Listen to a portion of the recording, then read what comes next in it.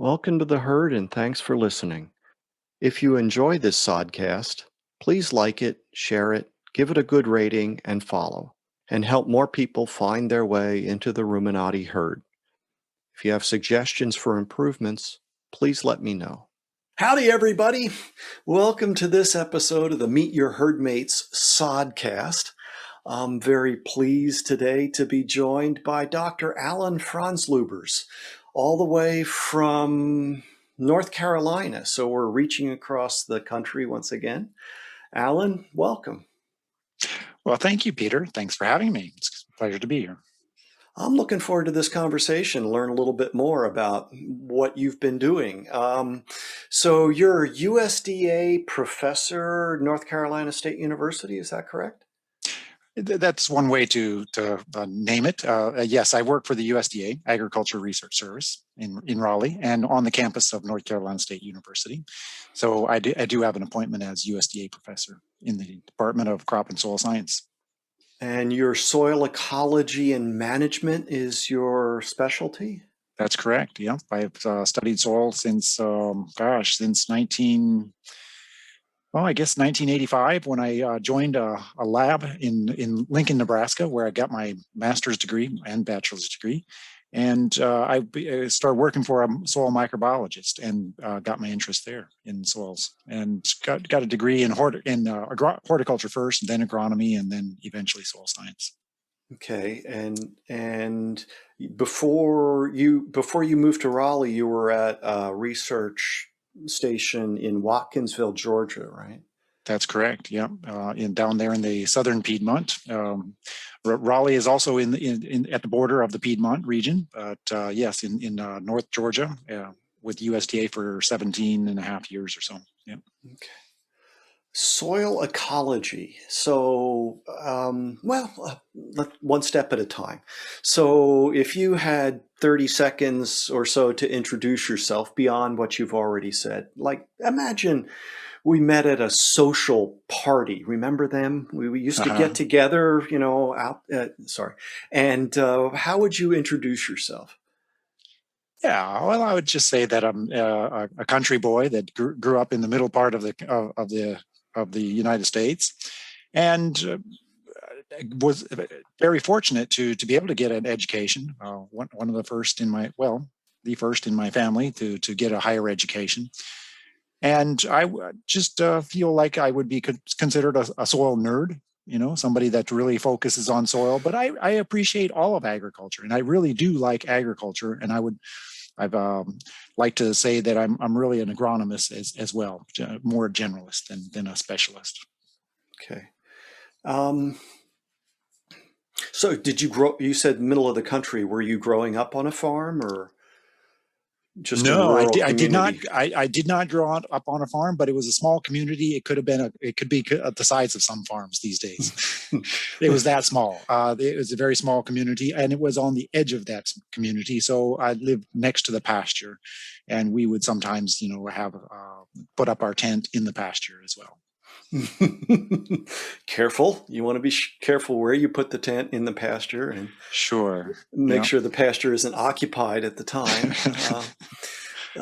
So soil science, what was it that first got you interested in that topic? I'm not sure, probably in childhood, eating the soil, the dirt that we called it at the time, playing around. I think that in general, it was because of my grandparents, both sets of my grandparents farmed. They were farmers, and they worked the land and did well for themselves. Hard work from nothing into something. And so I saw that how hard work can get you somewhere, but also I saw that the erosion issues in the state of Nebraska, that they were everywhere. It not only had water erosion with excessive precipitation in the summertime and the springtime, as well as wind erosion at the fence lines. I saw dirt mounds on the edges of fences, that those fences created wind barriers. And then, so I saw this erosion, and I thought this was, such a tragedy. How could we let our soils erode? And so it just fed my desire to take care of the land. I think environmental ethic was deeply embedded because of my grandparents being farmers. Hmm.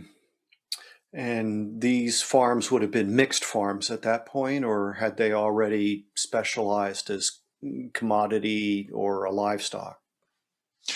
Well, my mother's father and her mother, they certainly they were mixed farming, and they had their own farm. And yes, it was definitely a mixed crop and livestock farming. But of course, it is in Nebraska, so there would have been more grain production than forages. But they did have cattle and swine as well, yeah, and sheep, Mm. and Uh, ducks and chickens, of course, and lots of other things too, I'm sure. Indeed. So your research programs have been there. There was two short descriptions or projects that you're involved with: analysis of soil biological activity, and then another strategies to support resilient agricultural systems of the southeastern U.S. Mhm. So let's talk a little bit about soil biological activity. I think that people are becoming more and more aware of the micro and macro biology in the soil, but certainly when I went through my agronomic training, there was soil microbiology, obviously, but it wasn't really as big a point of interest then.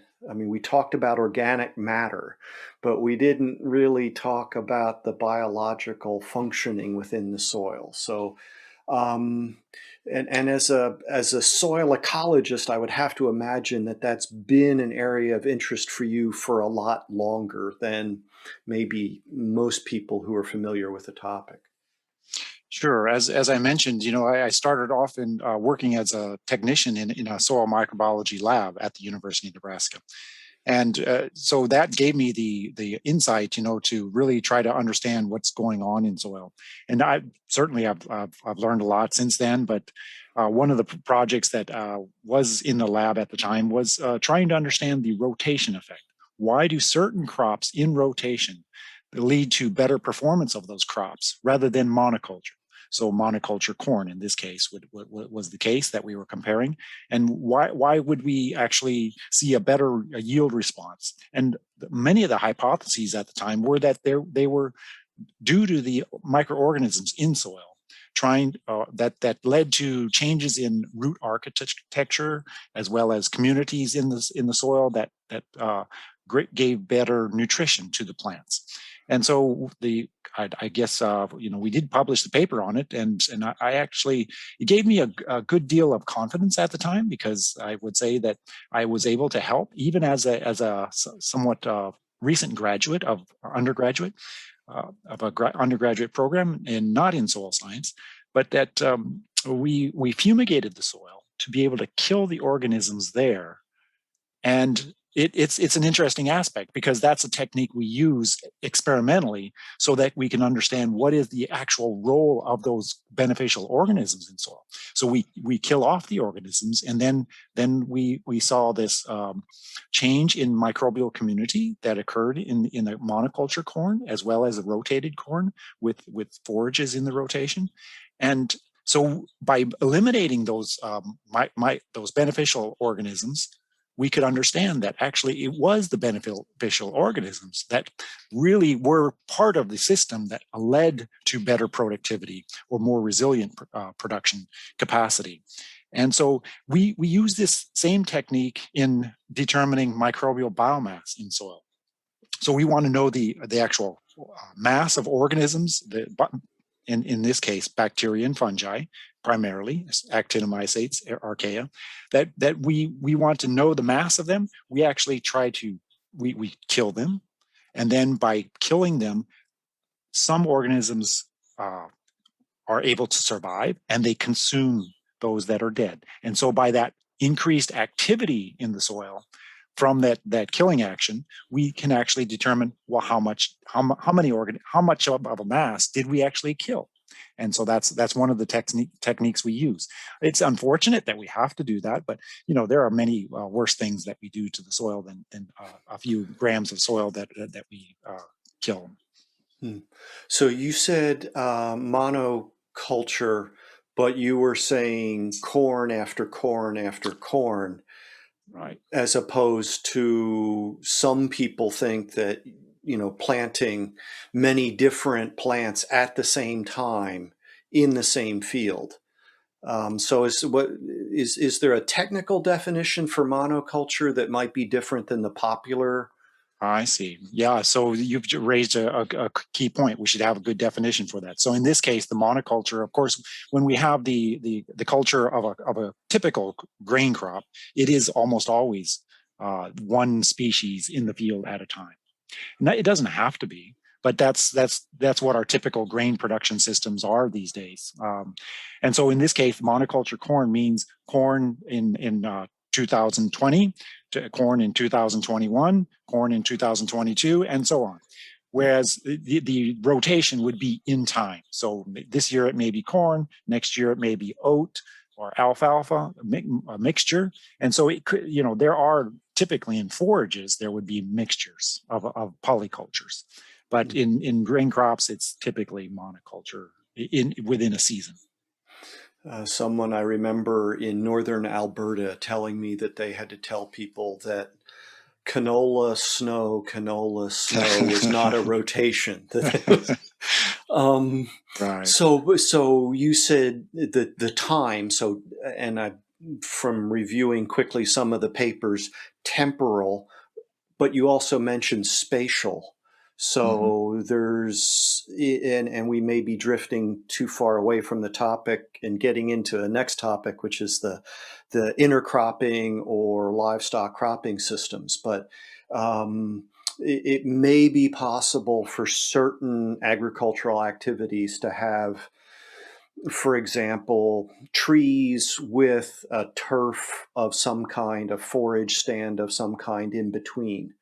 And so that would be more spatial as opposed to going corn then to alfalfa for a couple years and then back to corn, which would be temporal. Is that right? Sure, that's absolutely right. Yes, it could be, that you have an alley cropping system where you actually have, say, a pure stand of corn, and then you have trees. So in a field, you might have 13 lines of trees, and you have then say 12 or 13 alleys of corn production. And that would be spatially distributed, of course, but it could be even finer than that too.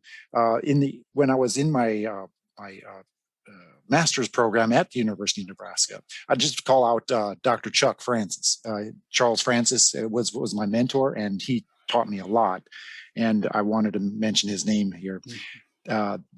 He introduced me to many ideas about, say, as strip cropping. You could have corn and soybeans in the same field, and the beneficial effect on the edges of those. So it might be 6 rows of soybeans, 6 rows of corn, and you might repeat that hundreds of times in the same field. And so that would be a spatially distributed pattern as well. And of course, for most farming systems today, the options are going to, well, I don't know which comes first, equipment size. And, 6 rows of soybeans is probably smaller than most people are going to be handling. But something similar could be incorporated. So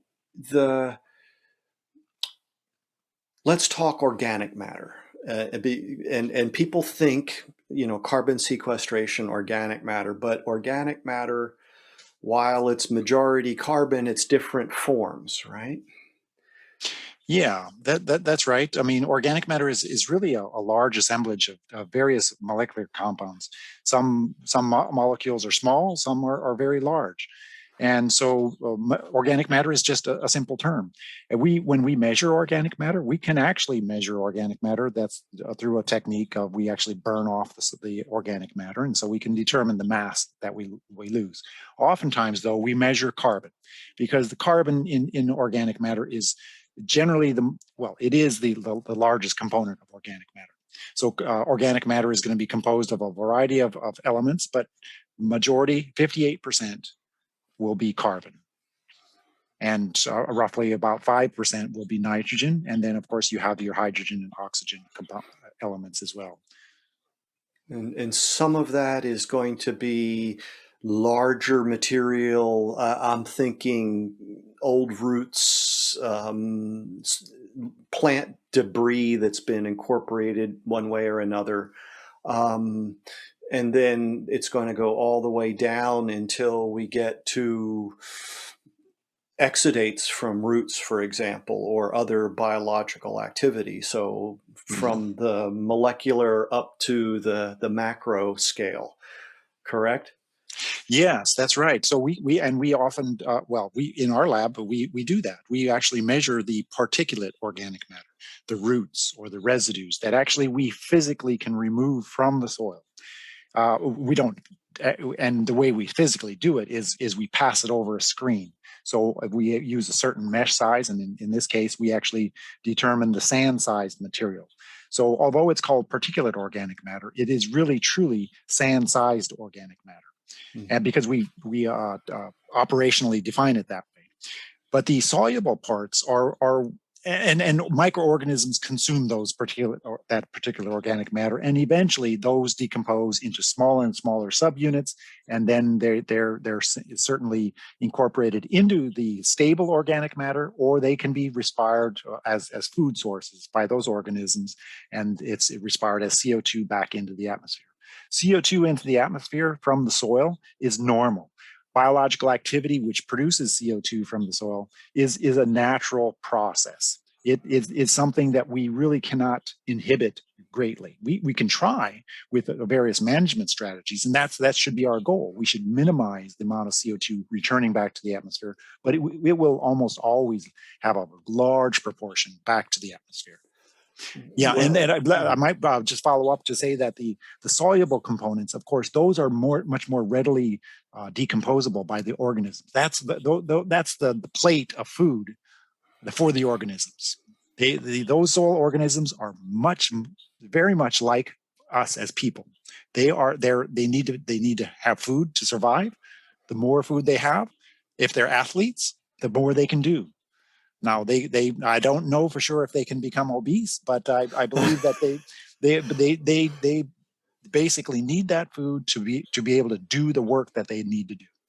Well, and if they get big enough, they just divide. So there's that. Yeah, that's right. And so that fraction of the organic matter is energy.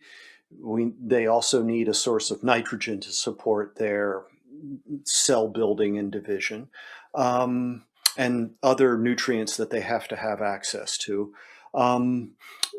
So soil respiration might be an idea. I don't know if technically I'm correct, but what happens when soils become either waterlogged or too compacted, or they're somehow limited by a crust, and oxygen might get limiting? What happens then in those environments about this carbon cycling? Right, great question. Of course, they like us. I mean, they need, those organisms need a balance of their environmental conditions. They need a suitable temperature. They need water and air. So by having compacted soil, we're forcing the soil to lose its porosity, the spaces between the particles of soil. And those spaces between the particles of soil is where the air can occupy, or where water can occupy. And so compacted soil often leads to less of that pore space that is available, first of all, but also that if it rains, then that the water is going to occupy more of that space, and then the organisms don't have enough oxygen to be able to function, and because they're respiring, and so that atmospheric space is filled with carbon dioxide rather than replenished with oxygen. Now it's just a slower process, and so that's why very waterlogged type of soils tend to respire slower, and also, of course, go into anaerobic respiration, and it yields less organic. Well, it's going to yield more organic matter, but less respiration itself, less CO2. And maybe methane emission as a result, similar sort of thing as what happens in the rumen when oxygen is limiting. That's correct. That's correct. Yeah, and it doesn't have to be just from excess water. Excess water does lead to methane production in soil, but it can be also extremely high respiration, filling those pore spaces with CO2, with carbon dioxide, rather than replenishing with oxygen. So it is oftentimes due to water logging, but it can be also just high biological activity as well. So I'm reaching way back into the volatile memory here, and soils were sand, silt, clay, organic matter. I mean, that was sort of the approach, certainly introductory soils. So, well, here's a question. What percent of organic matter in a grassland type of situation, you can define where that is going to be in the form of this microbiology versus some other debris or soluble material?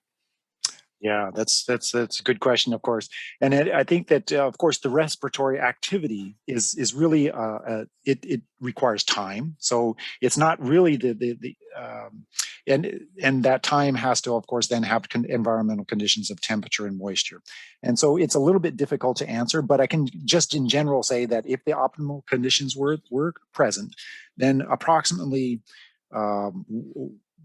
1 to 2% of the organic matter that is present would be biologically active. A relatively small amount of the organic matter would be biologically active. That's right. But then that's kind of per day. And then of course you can imagine that that it can consume itself eventually. But soil has a unique way of actually stabilizing that, because the food source is no longer the steak there anymore. It's now created leather, and so we're not going to do well on eating leather instead. So there's that process of degradation that occurs in the food source. And that's probably speaking to the value of having some living plants in this soil for as long during the growing season as is possible. Great point. Yep, absolutely. Absolutely. Some of the products I hear phrases like soil health and others, and I keep, maybe it's my box, and I just want to know, well, what are the measures? What are the metrics that somebody could go out into their field and say, how am I doing? Is that a naive, unrealistic kind of thought? Are we working towards those sorts of things so that producers could evaluate progress towards a goal? Or do we already have those sorts of things? Yeah, I think it's a really good question, because that's in the end, that's what we want to see, is that we have information that landowners, that land managers can use to see the improvement that they might be making, or to see the harm that that they might be making. And so yes, there are a number of different indicators. We call them indicators because we're not necessarily measuring the actual function of the soil, but that's what we really want to measure, is the function of the soil. What do we want from the soil? Well, we want it to be able to stabilize the plant community so that it has a good architecture, that it doesn't subside, so that that all of a sudden we have holes in the ground, and we can't traverse the land. So we want it to be stable. We want it to have to be able to store water. We want it to be able to cycle water when rainfall occurs. We want water to go into the soil, and we want it to leave it, allow it to get to the roots. We want to, in a general sense, we want to have plant productivity, but we also want to have good environmental quality. And soils is at that interface of controlling productivity and environmental quality. So some of the environmental quality aspects are, of course, that the greenhouse gas emissions, soil regulates how much greenhouse gas is essentially emitted from soil. We have carbon dioxide emitted from soil through respiration. We have nitrous oxide emitted from soil because of the high availability of nitrogen that we supply to these crops, to these forages, to whatever plant. It doesn't mean that we have to apply nitrogen. It's not a requirement that we have to, because that organic matter, as it decomposes, supplies nitrogen in a mineral form to plants. So the function of the soil is really important. And those indicators that we want to be able to measure would be something like, well, is the soil too stiff to be able to actually allow roots to penetrate the soil? So we look at compaction as an indicator. Well, how do we measure compaction? Well, we don't really have great measurements for it, because we use oftentimes a metal rod that we push into the ground, and it's an indicator of the firmness of the soil. But you can imagine, if the soil is dry, the soil is very firm. Just try it out. Whenever the soil is dry, try to push a metal rod into the ground. Okay, you'll see that it's difficult. But when it's wet, that same soil will be able to allow that rod to be penetrated easily. And so moisture is a big factor. So we have to have consistent moisture whenever we use this tool. So the tool is, and also roots don't go through soil. They grow between the soil particles, right? They go between the aggregates. They find their way. It's rare that you find a straight root. They're often very circumvented. They're going around amongst the beds. And so that's why the tool isn't necessarily most ideal, but it gives us an indication. Another way that we try to measure compaction is through bulk density, the mass of soil in a given volume. And so we use a coring device, and we try to limit the amount of disturbance. We want to cut the soil evenly. So basically, we want to have a large enough a probe that we can actually penetrate the soil. We want to know exactly the volume. We want to know exactly the mass. So we have to dry the soil, get the mass of the soil per volume. And so then we get an estimate of bulk density. I was reading some papers, and the repeated reference to a probe 15 centimeters in diameter. I'm pretty sure that's mounted on something and getting pushed into the ground. I hope so. Yeah. Actually, I use a probe of 4 centimeters inside diameter, and it works pretty good. Certainly, it has to be moist soil. So I was talking about indicators. That would have been the indicator of some physical attribute of the soil. We also have attributes. So there are 3 main categories of indicators when we measure soil health. We want to have the physical, we want to have the chemical. So what is the pH? What is the cation exchange capacity? What is the supplying capacity of calcium, magnesium, of phosphorus, potassium, of nitrogen?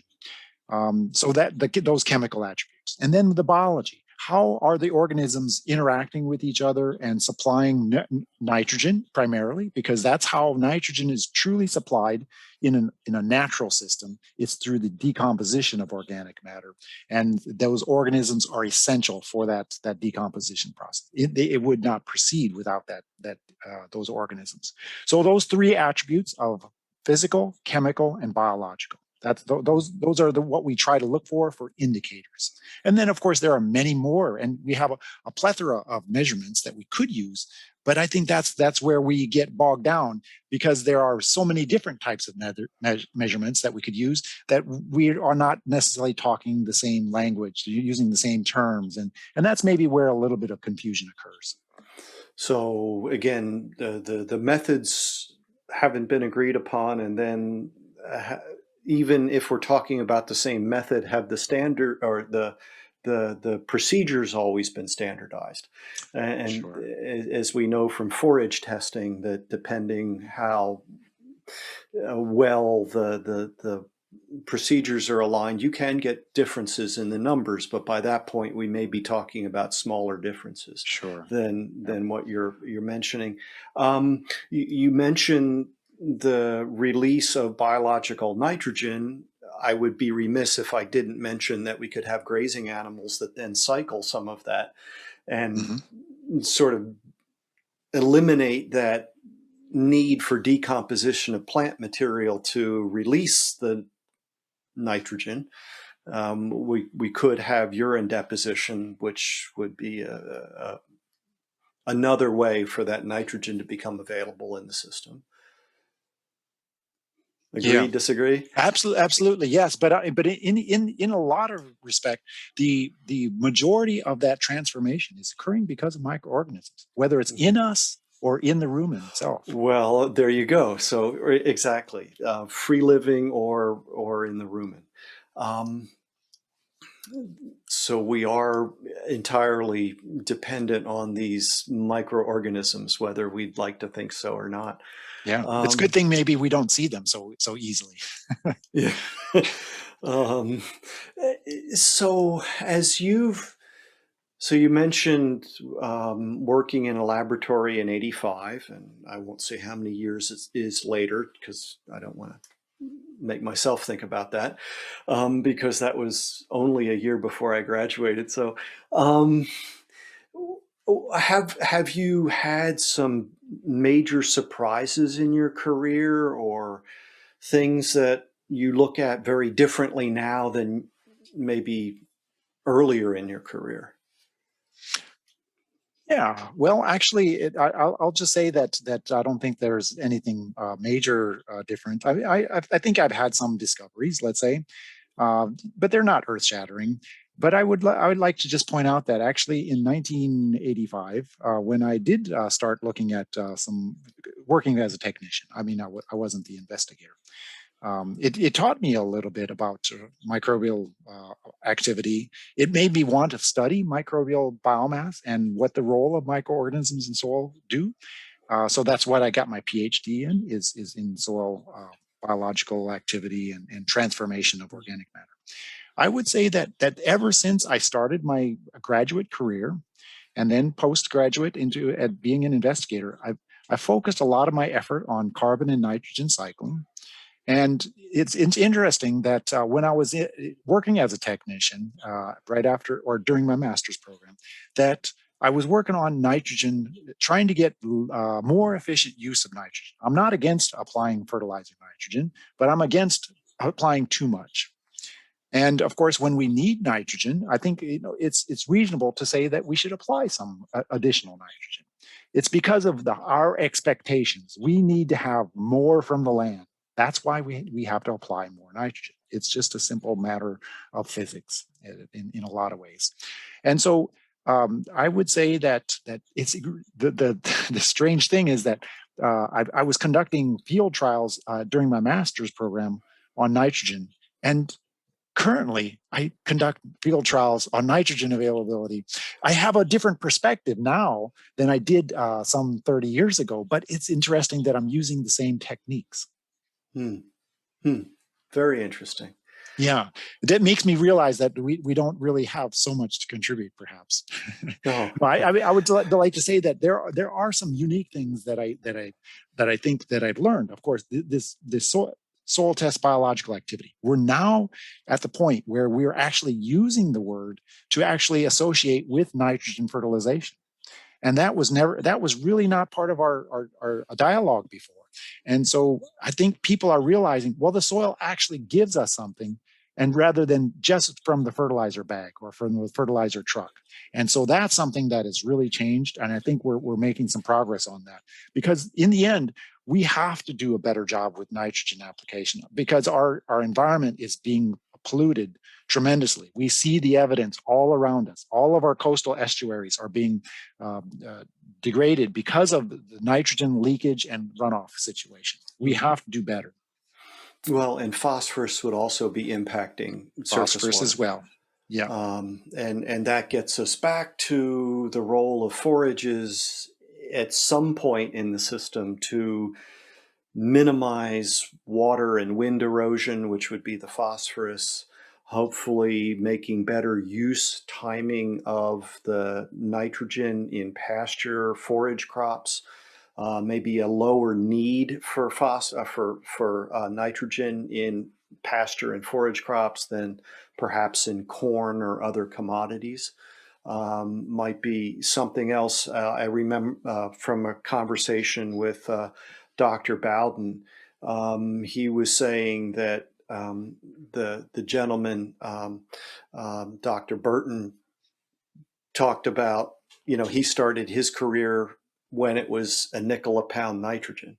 Mm-hmm, mm-hmm. And so they had their grass, and you're going to fertilize it with nitrogen at a nickel a pound. And well, we don't have that. And in a paper from way back in 2007, there's an interesting quote. This was reconsidering integrated crop livestock systems in North America. And the quote is, cheap resources lead to specialization, which is interesting. I hadn't ever thought of it that way. Whereas restricted use of resources leads to mixing. So my brief exposure to people working in livestock cropping systems and fertilizing the system as opposed to a specific crop, I find an interesting concept, and some work out of Brazil, and I think you've had some interaction. So what is what is an integrated crop livestock system? What scale are we talking about? Yeah, well, I think that's a good question. It's an open question because there are many options. There's no one answer, let's say, but it just means that the resources from a cropping system could be utilized by the livestock system, and the resources from a livestock system would then be integrated and utilized by the cropping system. So it could be temporal in that it could be that on a field that we have a crop. And then we might have a forage that feeds the livestock. We might have manure application to a cropland. That's a possibility. We might have cover crops that are actually consumed by ruminant animals, and that same land is producing grain, either for the animal or for human consumption or a biofuel. So all of these integrations are probably very mixed. We could have, although it could be a different kind of integration, we could have trees and grass, right? We would produce some sort of a fiber product from the trees, and then we would produce meat from the grass, because the livestock would be consuming the grass. Alternatively, we could have crops in there. We could have vegetables. We could have fruit trees. All of these integrations they're multidimensional. There's a possibility of many different opportunities. And so I suppose, depending upon where you live, what are the environmental conditions? That's always the first part, is understanding what are the conditions that you're in so that you can utilize those resource conditions as appropriately as possible. I spent a little time in Georgia, so I'm familiar with red soil. You got it right. You were almost ready to say it, weren't you? Yeah, I was. Yes. Okay. And one of the things that I keep in mind is certainly East Coast, certainly southeastern U.S.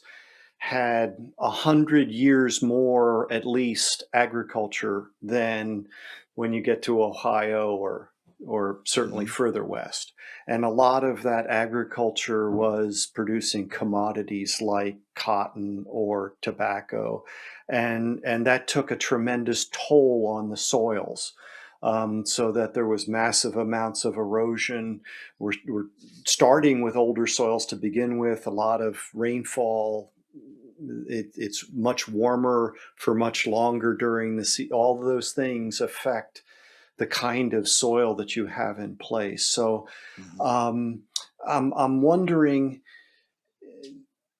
we're hearing, and you just mentioned it's very site specific, a lot of these conversations, or at least region specific. And what you might expect from a soil organic matter response in Georgia would be different than what you would expect in, upstate New York, or in Brazil for that matter. Although Brazil and Georgia, I would suspect, is going to be a little closer. Any thoughts along? I've had this thought, and a couple people have pushed back on me. But it seems to me like I remember that organic matter level in a soil sort of increases to some equilibrium dependent on whatever conditions in that area. And then if those conditions change, well, then maybe you could have an increase or a decrease in organic matter, but it's not going to just keep increasing indefinitely. So is your perspective that there is that sort of equilibrium established at some point, or, and if Sure. so, is that relevant for conversations these days? Yeah, I mean, I would just say that technically we would probably state it as steady state, because there's really no true equilibrium. Yes, I think, okay, so the environment matters. So temperature, the mean annual temperature of a location determines to a large extent the potential for organic matter accumulation. Hans Jenny, almost 100 years ago, already established that. Said, looked at it and found that soils in colder climates, like say if you move from Texas to Oklahoma to Nebraska to North Dakota to Alberta, you're going to find an increase in organic matter in general because the temperature is going down, the mean annual temperature. Now the summer condition is warm enough, but it's the overall mean temperature that matters. And so the summertime condition is important in that it produces plant material, the carbon source that feeds the organic matter that can be produced or that resides in soil. So temperature is important. Precipitation is important as well. But that's a mixed environmental condition. It can be too wet or it can be too dry, and so you can go in both directions. And then the texture of the soil matters as well. Fine textured soils, clayey soils, tend to have greater capacity for sequestering carbon and building organic matter than coarse textured soils or sandy soils. And those coarse textured soils, it's partly because the clays are reactive, and those clays react with the organic matter to create molecules that are more resistant. Whereas in sandy soils, there is not that reactive clay material, and so organic matter tends to be more processed. It leads to lower organic matter. Doesn't mean, though, that sandy soil cannot accumulate organic matter. I think it's a falsehood just to say that, well, I live in Georgia and I've got sandy soil, I can't build organic matter. That's not true. Management dictates how you're going to build organic matter. And that's because of the steady state condition. If you input a lot of carbon by producing a lot of plant material, that means that then there's a possibility for depositing more organic matter in soil. But if you have very low input of carbon, such as a very simple cropping system and tillage, of course, disturbance of the soil always matters a lot. And so, but if you say you didn't till and you had very little carbon input, say that you grew a cabbage crop and that's all you did. You just relied that I'm going to produce a cabbage crop one time per year, where in fact you should be producing 4 different crops if you're growing cabbage, in a year, sequentially. But if you grew only one cabbage crop and you remove that cabbage, then how much carbon can really be put into the soil, right? So there's not going to be a whole lot of carbon left for the organic matter. It's give and take. If you take too much, then you're not giving much to the soil. Mm-hmm.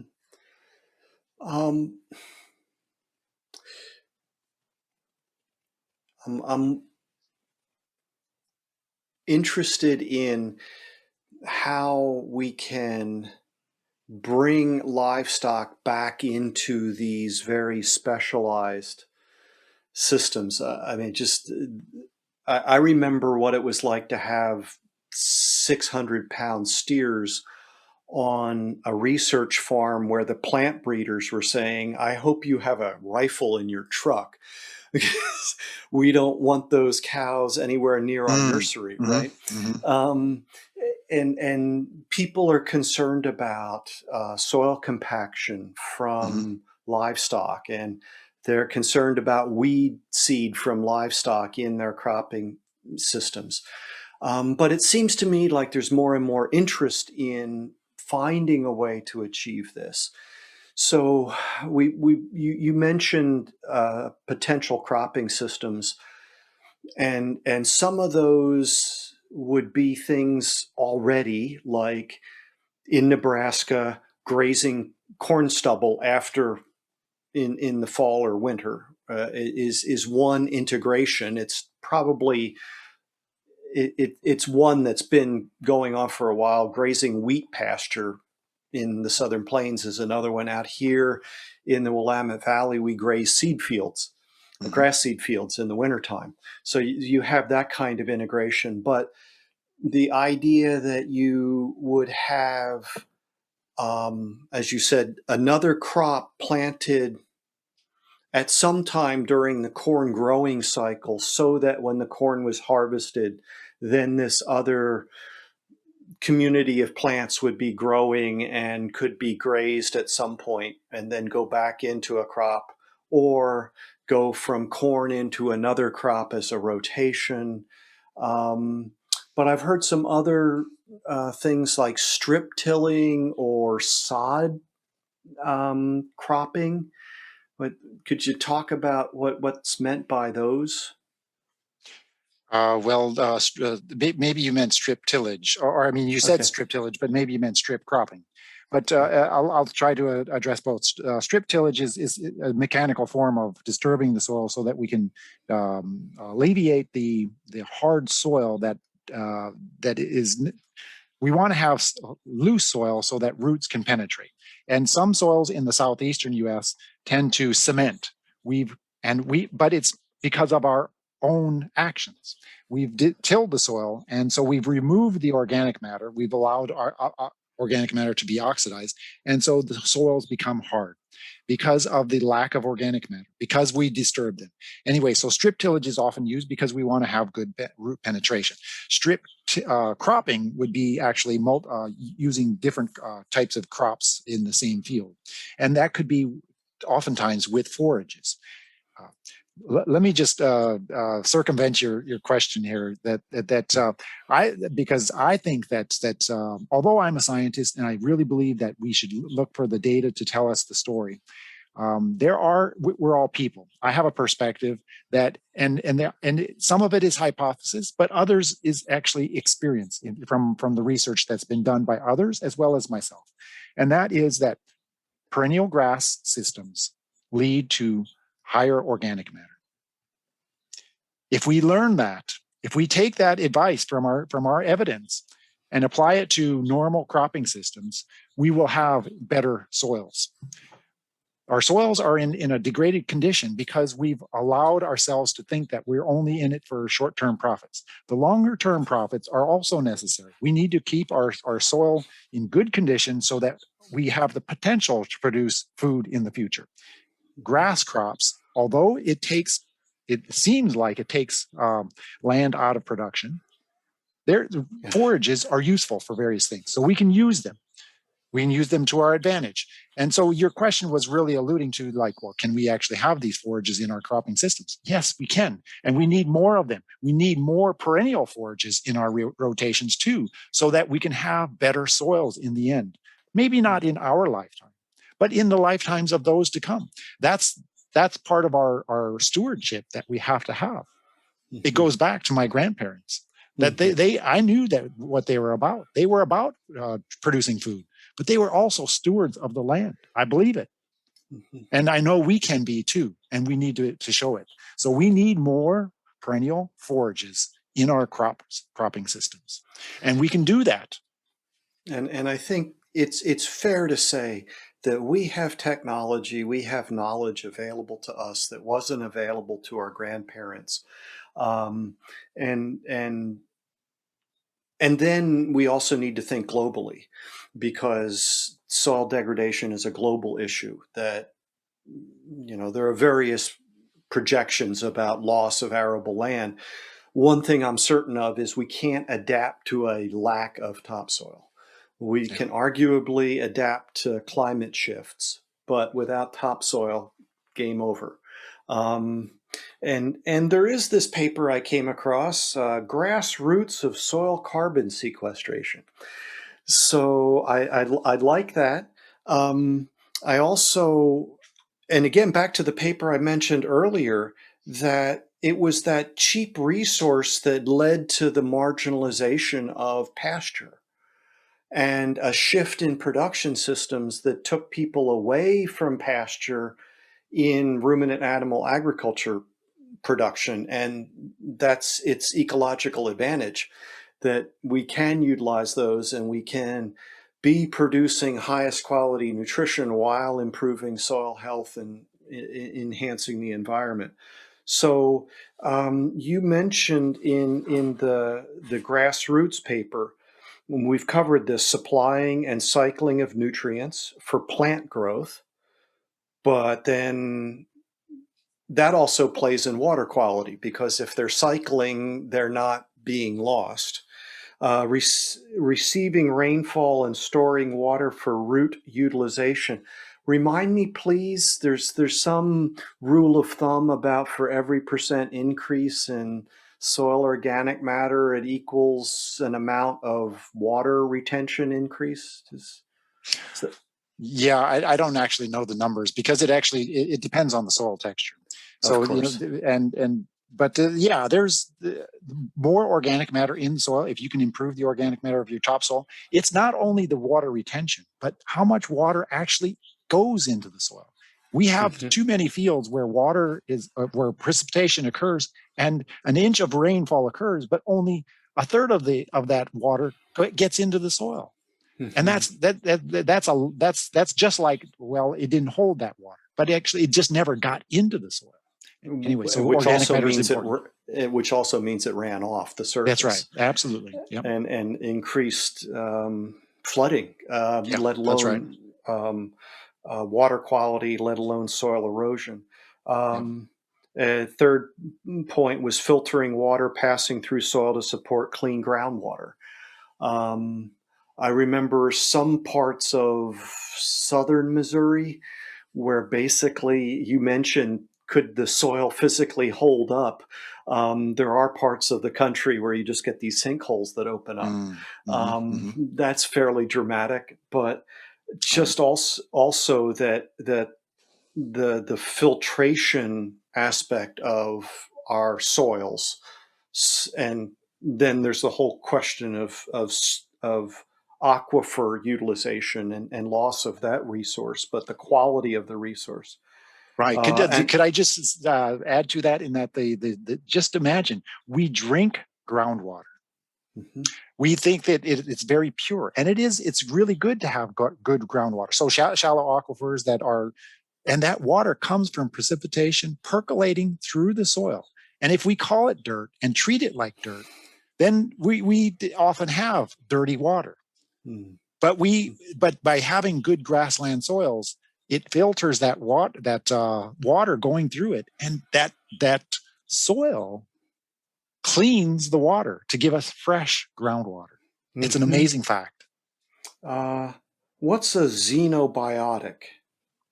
Well, something that the organisms in soil haven't seen. So the chemicals that we produce in our industrial factories. Or would apply as agricultural inputs? Many of them would be considered xenobiotics. Yeah. I remember the surprise I got the first time I heard somebody mention that, one of my instructors mentioned that soil organisms can treat herbicide molecules as a food source. Sure. I was like, what? Yeah. Oh, yes, of course. But that this is the same guy that when he heard they were talking about a 2x2 band to side dress corn. Yeah. Okay, 2 inches over, 2 inches down, and they were using liquid nitrogen. And I was going, wouldn't that freeze the roots? No, Pete, it's liquid nitrogen fertilizer, not liquid N2. Right. Yeah, got it. So, okay, yeah. I didn't have an extensive agricultural background when I started my training, as you can tell. So much of our conversations today devolve to either or. And the idea is, and in some cases, it's like you can take animal agriculture out of agriculture, like that you can have sustainable food systems without animal agriculture. And I keep trying to suggest that no, that animal agriculture and is thoroughly integrated into all agricultural systems. It's just looks different, right? Different parts of the world. And going forward, I think it has to be more explicitly recognized that that's a reality for us. The need to certainly protect, but arguably enhance our soil resources, because we have seen this degradation over time, over centuries across the face of the earth. Different parts of the world have been at this a lot longer than we have. And we have this emerging knowledge. So you're based in North Carolina, but you're working in many parts of this country with collaborators, and I think you're working with collaborators overseas. Is that correct? Sure. Yeah. Some, various people within the region, particularly. But we have, I'm in Agriculture Research Service of USDA, so we have locations across the country, and so obviously my colleagues are represented around the country, and yes, scientific colleagues around the world too, with our organizations like the American Forage and Grassland Council. Soil Science Society of America, although it says America, it's actually an international organization too. We have there are many opportunities to collaborate around the world. Are there parts of are there areas of the world where your perspective is that maybe they're further down the track of integrated livestock cropping systems, or the awareness amongst the agricultural community of these issues relating to soil health? Maybe they're more aware, or places of interest? I would say that it's not necessarily on a country basis. I believe that there are places in America there where people are aware of their surroundings. They are true ecologists. They understand that production can only occur if you have a sustainable use of your environmental resources. And so there are farmers in America that are good examples of how it should be done. Let's say, I mean, how should it be done? I don't know. That's for people to judge. But I think that any sustainable use of resources requires us to think about our environment as well as the production. So you can't be sustainable if you don't produce enough food to sustain your livelihood. So it goes both ways. Yeah, there are places I think in the world where you could find these same kinds of farmers that are adopting this. But I would say that in general, in general, the countries that still have integration, they might have not just had all of the technologies to adopt the contemporary model, which is very recent, of this industrial agriculture. And this industrial agriculture is a very recent model, and it doesn't mean that we have to have industrial agriculture. Yeah. We don't have to make those. We don't have to follow that model. We can make our own choices.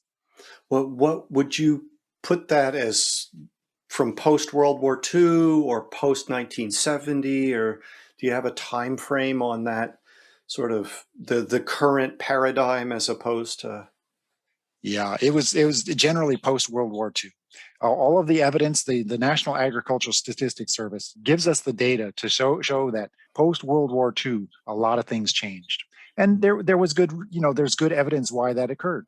The synthetic fertilizers occurred. We had agrochemicals that came on the market. We had this policy push that wanted us to have cheap food with a reduced labor shortage, cost. And so labor became less and less a part of agriculture in the United States, and of course the United States is a leader in both production of natural resources. We were given a lot. That means that we have a large responsibility as well. We shouldn't waste it. And then, of course, all of the technology and the investments that have occurred. So we have been a leader, and the time is now for us to lead again and create really, truly sustainable agricultural systems. We can do it. Yes. But it requires us as a country to make choices and as individuals to make choices. I think it at both of those levels. Yeah, I'm tremendously optimistic, and as long as we recognize that individuals engaged in agriculture will have different goals based on where they are in their career, right? That somebody who's just starting out has different realities than somebody who's in their 60s. Hmm. But overall, I think most people involved in agriculture will try to do the best that they know how. So education is essential, demonstration is essential, um, to communicate these opportunities. And then where could people learn more about the work that you're doing, other resources that you would recommend to people who would want to learn more about the topic? Well, I'm a scientist. I think in the scientific realm. So we have technical publications, of course. It's not for everybody to read technical publications. Although I see that Mr. or Dr. Ballerstedt has read a little bit, and so I think we could all read a little bit more, and try to get outside of our field. And that's a really good thing. I think that's part of my generalizable strategy too. I'm not a specialist as such. Hmm. And I have a website, but I wouldn't. I think there are plenty of books. There are popular press. The younger population is more interested now. I think the information that they base it on has to be well founded. It's not appropriate to say that you should build soil health and then not tell me how you can build soil health. There have to be fundamental scientific principles backing that up. And so I think information is freely available these days, and so we have to have good sources. I'm not sure that I can lead you to any one good source though. Fair But enough. think critically. If I might borrow a phrase of a recent advertisement I heard is that, let's see, you should uh, I might forget it now. I should have written it down, but you should um, I've forgotten it. I'm sorry, but it's about beer. You should argue or something. You should be with your friends and argue. Anyway, make good decisions on your own. You Oh, think, while drinking but beer. drink with others. Okay, drink with Okay. others, but think critically. Okay, fair enough. Alan, thank you so much for your time. Our guest today has been Dr. Alan Franzluebbers, USDA professor, North Carolina State University, soil ecology and management. Um, Full disclosure, you and I are collaborators in a couple organizations and some major efforts coming up with an international conference in 2023. So it's not like we haven't known each other for a while, but it's good to just have a conversation about this topic because you should pardon the expression, soil is pretty foundational to everything else. Sorry, poor joke. Um, uh, Thank you. And if you don't have any questions for me, I'll let you get on. It's now past your supper time, so I'll let you go. I'm good. Thank you so much, Peter. I appreciate it. But I might ask you, why do you have interest in soil? What brings you to the intention of soil? Do you have? Well, part of it was just my introduction to agriculture. I got the opportunity, my very first class was to make a farm plan. Mm-hmm. And we then went out and, how many cows, how many acres, soil tests, what crops can you grow, and the limit, the suitability of some soils for different crops was something that struck me very early. And then the knowledge that the only a very small portion of the land surface of the earth is suitable for cultivation to produce crops, Mm-hmm. and that the trend is negative in terms of that whatever whatever climate shifts we're seeing, we're also seeing urbanization leading to a loss of productive soils. We're seeing soil degradation as a result of various practices. And one of the key advantages of forage-based ruminant animal agriculture systems is the the fundamental role that they play in soil health and the soil health principles of keeping a soil covered with growing plants, that we avoid tillage, that we keep something growing in the soil for as long as and all of those are fundamental, but we never emphasized them before. It just happens to be, oh yeah, look, this is forage. It's sort of like looking at the cover crop species and realizing, oh, most of these are short rotation forages. We just come up with a different name for them. So all of that is part of what draws me to the topic. And again, when I talk to people in other parts of the world and recognizing the challenges that they have with the soils in their part of the world, I again see this as something that's transferable on a number of levels. Very good. Yeah. Okay. Well, it was a real pleasure, Peter. I'm glad to have been your guest. I'm honored. Thanks. Thank you for joining us.